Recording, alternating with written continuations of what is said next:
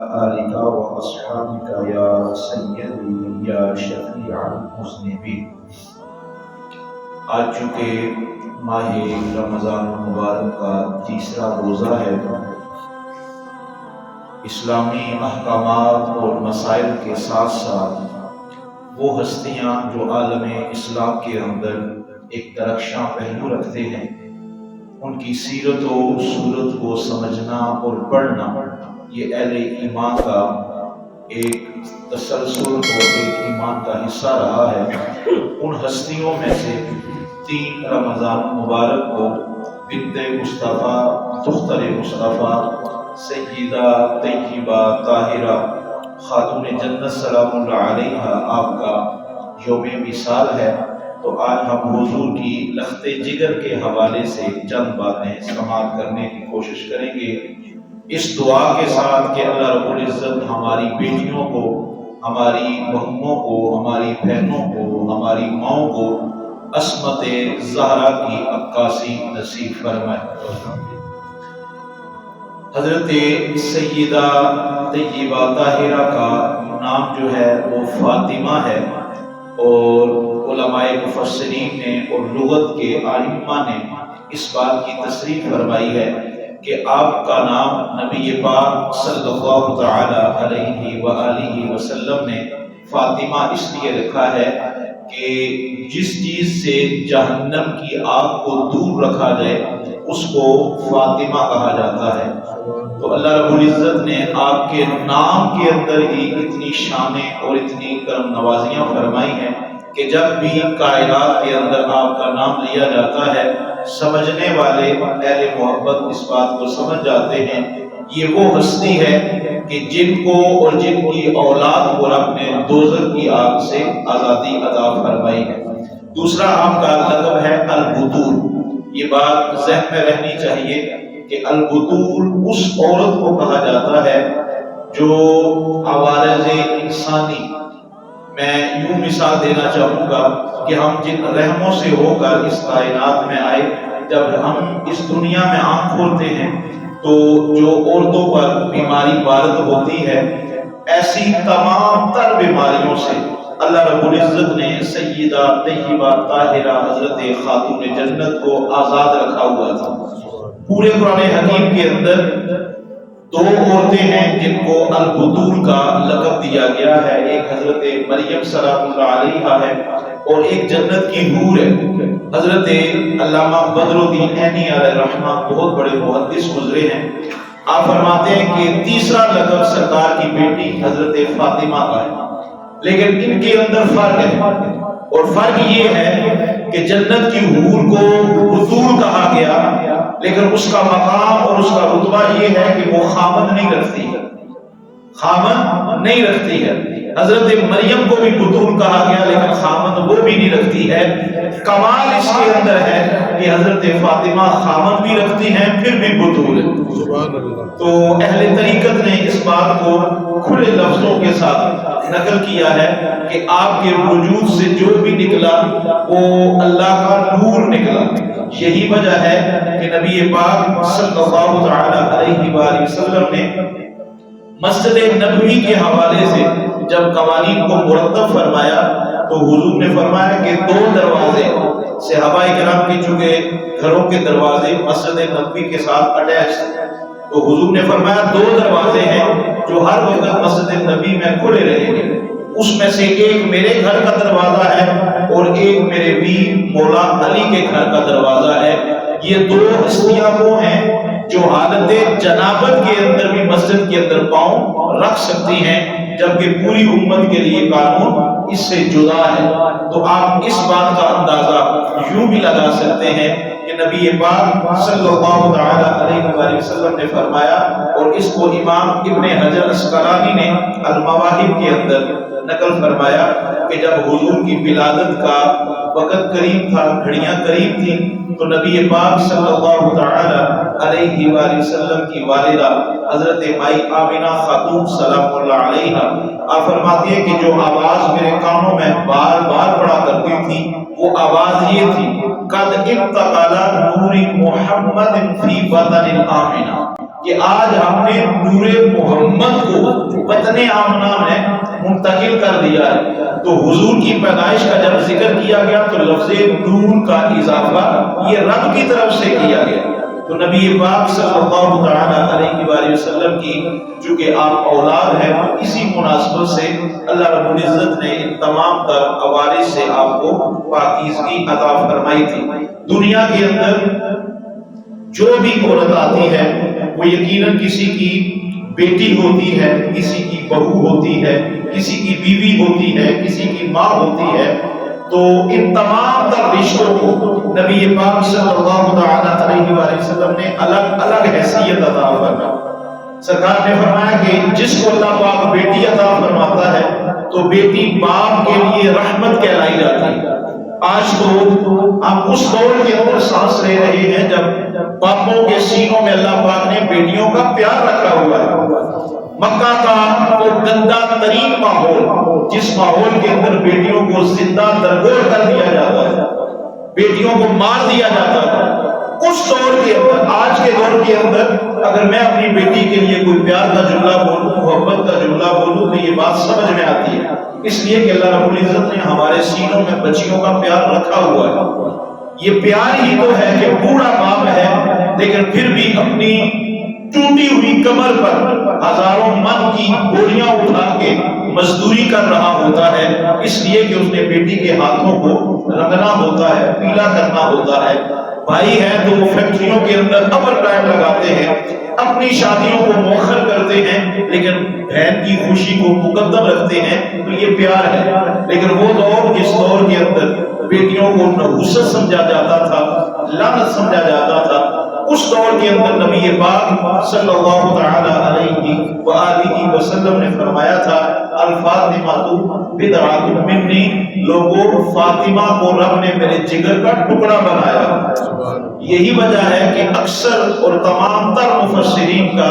متفق علیہ یہ فتویٰ ہے کہ اس پوری روح زمین کے اندر عورتوں میں سے جو سب سے زیادہ مقام ہے وہ رب نے حضور کی لخت جگر کو عطا فرمایا ہے،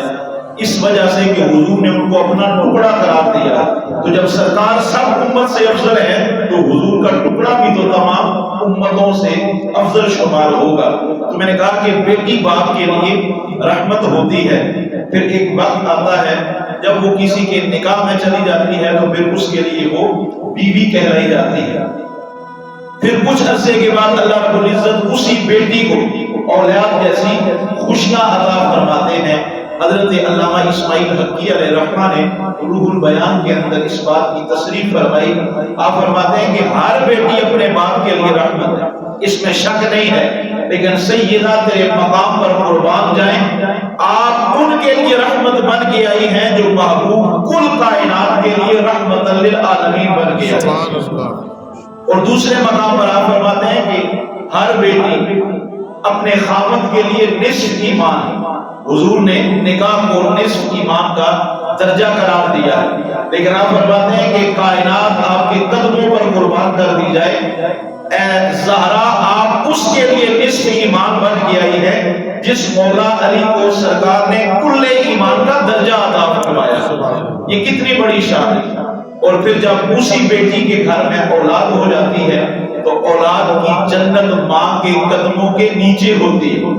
لیکن کتنا بڑا مقام اور کتنا بڑا رتبہ ہے سیدہ طیبہ طاہرہ خاتون جنت کا کہ آپ ان حسن و حسین کے لیے جنت بن کے آئی ہیں جن حسن و حسین کو رب نے پہلے سے جنت کی سرداری عطا فرمائی۔ تو یہ مقام اور یہ رتبہ آج کے دور کے اندر ہمارے گھر کی خواتین کو اگر کوئی رول ماڈل دیکھنا ہو تو وہ جناب سیدہ فاطمہ الزہرا کی ذات میں دیکھ سکتی ہیں۔ اور ایسے نہیں ہے کہ آپ کا یہ رتبہ صرف اس وجہ سے ہے کہ آپ حضور کی بیٹی ہیں، صرف اس وجہ سے ہے کہ آپ مولا کائنات کی زوجہ ہے یا حسنین کریمین کی والدہ ہے، ایسی بات نہیں ہے۔ نبی پاک صلی اللہ تعالی علیہ وآلہ وسلم کی تحدیث کرم کو اگر دیکھا جائے تو حدیث مبارکہ طویل ہے لیکن 3 دن گزر گئے اور چوتھے دن سیدہ طیبہ طاہرہ اپنے بابا جان کی بارگاہ میں حاضر خدمت ہوتی ہیں کہ بابا جان بھوک نے کمر کو توڑ دیا اور آج 4 دن ہو گئے ہمارے گھر کے اندر چولہا نہیں جلا ہے. تو نبی پاک صلی اللہ تعالی علیہ وآلہ وسلم کیا کچھ نہیں کر سکتے؟ اگر صحابہ اکرام کے لیے حضور جنت سے خوشے توڑ سکتے ہیں تو کیا اپنی لخت جگر کے لیے اللہ رب العزت کی بارگاہ میں ہاتھ اٹھا کر دعا نہیں کر سکتے؟ اور جس در پر فرشتے سائل بن کے آتے ہیں، حضرت جبریل امی آتے ہیں، کبھی وہ درزی بن کے آ رہے ہیں، کبھی وہ کام کرنے کے لیے آ رہے ہیں، کبھی وہ چکی چلانے کے لیے آ رہے ہیں، اس زہرا کا مقام بارگاہ مصطفیٰ میں کیا ہوگا؟ لیکن حضور نے دلاسا عطا فرمایا. اور یہ وہ خاتون جنت ہیں جو بھوکی بھی ہیں، پیاسی بھی ہیں، لیکن رات سر سجدے میں ہے اور صبح کو جب اذان بلالی دی جاتی ہے تو رب کی بارگاہ میں عرض کرتی ہیں میرے مولا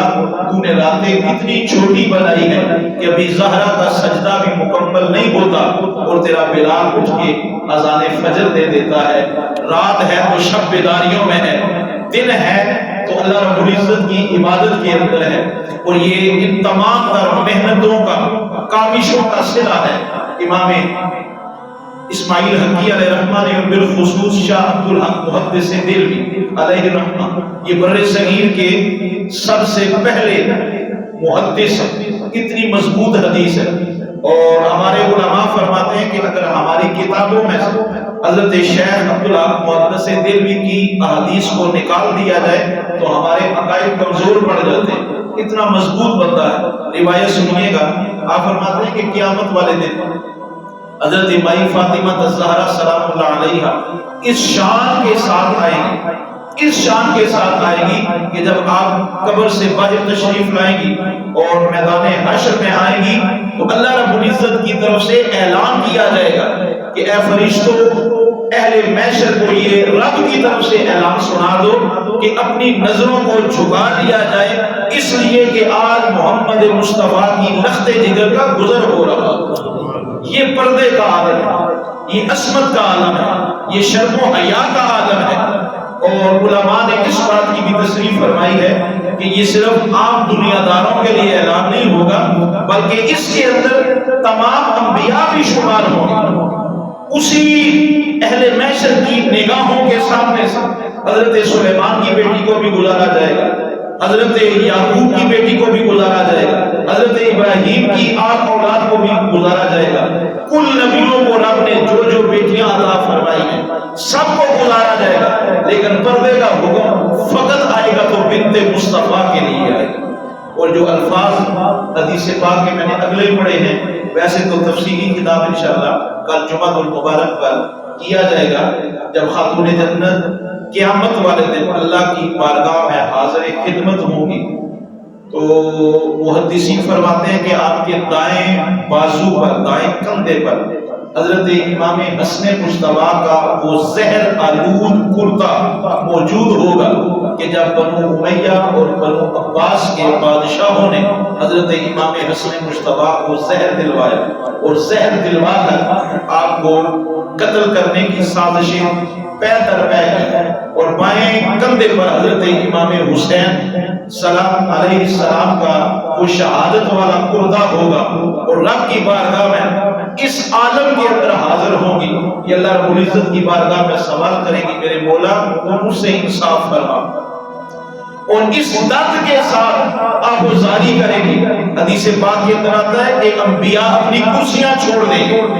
اور فرشتے رو پڑیں گے، تسبیح و تحلیل بھلا دی جائے گی اور رب کی بارگاہ میں عرض کریں گے مولا زہرا کی زاری کو سنا جائے، آپ کی آہ و فغان کو سنا جائے. اتنے میں حضرت جبریل امین نبی پاک صلی اللہ تعالی علیہ وآلہ وسلم کی بارگاہ میں حاضر ہوں گے اور عرض کریں گے یا رسول اللہ آپ کی بیٹی نے رب کی کچہری میں مقدمہ رکھا ہے، اس سے پہلے کہ وہ مقدمہ سنا جائے اور اللہ رب العزت غضب فرمائے، جلال فرمائے، آپ جلدی سے اپنی بیٹی کے پاس چلے جائیں. تو حضور کرسی نبوت سے نیچے اتریں گے، عرش الہی کے قریب آ کے اپنی بیٹی کو سینے سے لگائیں گے اور سینے سے لگا کے کہیں گے کہ بیٹی آج فریاد کرنے والا دن نہیں ہے، فریاد سننے والا دن ہے. آج امت ہماری طرف دیکھ رہی ہے اور ہم اپنے مسئلے لے کر رب کی بارگاہ میں کھڑے ہوئے ہیں. تیرا درد بڑا عظیم ہے، تیرا دکھ ایسا ہے کہ کائنات اگر اس کو سمیٹنا چاہے تو وہ سمیٹ نہیں سکتی ہے. بڑی ظلم کے ساتھ، بڑی بربریت کے ساتھ اور بڑی وحشت کے ساتھ تیری آل اولاد کے ساتھ برا سلوک کیا گیا ہے، لیکن آج ہم نے امت کو رب کی بارگاہ میں بخشوانا ہے. تو حضرت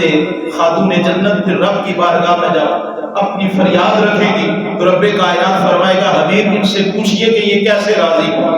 تو اس دن بھی خاتون جنت اپنی آل اولاد کے دشمنوں کے حساب کا مطالبہ نہیں کرے گی، بلکہ آپ فرمائے گی کہ میرے مولا اگر تو میرے باب محمد مصطفیٰ کی امت کو بخش دے تو زہرا راضی.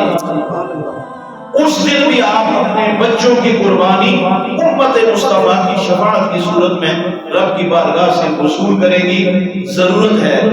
آپ اہل علاقہ ہیں، اہل محلہ ہیں، اس بات کو سمجھنے کی کوشش کیا کریں. یہ ہمارے دین کا مسئلہ نہیں کہ یہ ہمارے ایمان کا مسئلہ. تاریخ عالم گواہ ہے جن لوگوں نے بھی اہل بیت اطہار کے حوالے سے آواز اٹھائی ہے، ان کے حوالے سے یہ جو جاہل قسم کے لوگ ہوتے ہیں، دیکھیں نا ہر ڈپارٹمنٹ کے اندر اچھے لوگ بھی ہوتے ہیں، برے لوگ بھی ہوتے ہیں. ہم نے ساری زندگی ایک ہی جملہ سنا اور یہ پولیس والے رشوت کھاتے ہیں، تو پولیس والے سارے رشوت تو نہیں کھاتے. کچھ ایسے بھی ہوتے ہیں کہ پیسہ ان کی چوکھٹ پہ بیٹھا ہوتا ہے اور وہ اس کو ٹھوٹا بھی مارنا اپنے لیے توہین سمجھتے ہیں. تو سارے مولوی ایسے نہیں ہوتے ہیں، کچھ ایسے بھی ہوتے ہیں جن پر پاکوں کی نگاہ ہوتی. تو اہل بیت اطہار کا جب بھی ذکر کیا گیا، ہمارے بڑے بڑے امام حضرت امام نسائی جیسا بندہ جس کی کھال کو کھینچ دیا گیا، حضرت امام شافعی جیسا بندہ جن کو شیعہ ہونے کا فتویٰ دیا گیا، امام احمد رضا خان بریلوی علیہ رحمۃ ان کو شیعہ ہونے کا فتویٰ دیا گیا صرف اس وجہ سے کہ وہ اہل بیت اطہار کا ذکر کرتے ہیں. ہم ان ہستیوں کا ذکر کیوں نہ کریں جنہوں نے دنیا کے اندر بھی ہمیں سہارا دینا ہے، قبر کے اندر بھی سہارا دینا ہے، اور کل قیامت والے دن بھی اپنے غلاموں کو اکیلا اور بے سہارا نہیں چھوڑنا ہے. اپنی محبتیں، اپنا پیار اہل بیت اطہار کے ساتھ وابستہ رکھا کریں اور اس بارگاہ کے اندر درود و سلام کی کثرت کیا کریں تاکہ ہم پاک نگاہوں کا حصہ بن سکیں. وما علینا الا البلاغ.